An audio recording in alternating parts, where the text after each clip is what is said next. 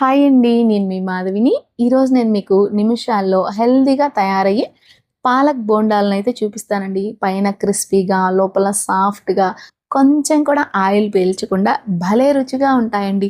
పాలకూర తినని వాళ్ళకి ఒక్కసారి ఇలా గనక తినిపించామనుకోండి, పాలకూరతో ఏ రెసిపీ చేసి పెట్టినా గానీ లొట్టలేసుకుంటూ తింటారండి. మరి లేట్ చేయకుండా రెసిపీ చూసేద్దాం రండి.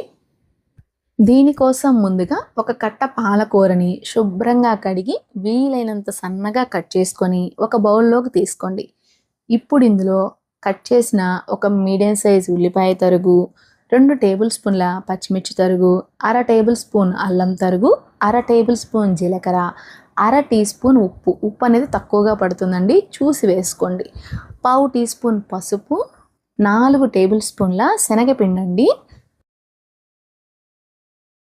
అలాగే 2 టేబుల్ స్పూన్ల బియ్యపిండి.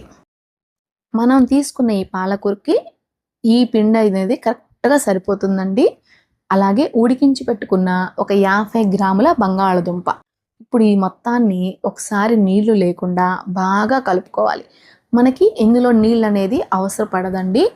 మనకి పాలకూరలో, ఉల్లిపాయలో ఉన్న చెమ్మతోనే మనకిదనేది చక్కగా కలిసిపోతుంది. కొంచెం ప్రెస్ చేస్తూ కలిపామంటే సరిపోతుంది.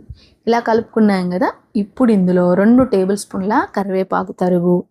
అంటే కరివేపాకు బాగా నలిగిపోయిద్ది అనిపించిందండి, అందుకని నేను లాస్ట్లో వేసాననమాట. అప్పుడు ఆ ఫ్లేవర్ బాగా తెలుస్తుంది కదా తినేటప్పుడు అని.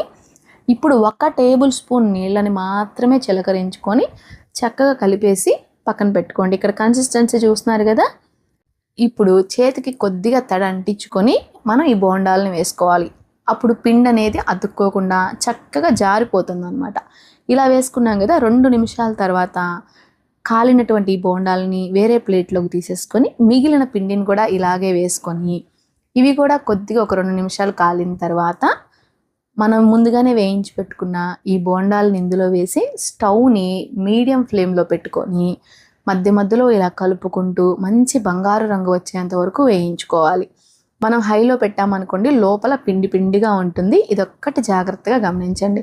చూస్తున్నారు కదండి, బోండాలు మంచి బంగారు వర్ణంలో ఎప్పుడెప్పుడు తినాలా అనిపిస్తుంది కదా.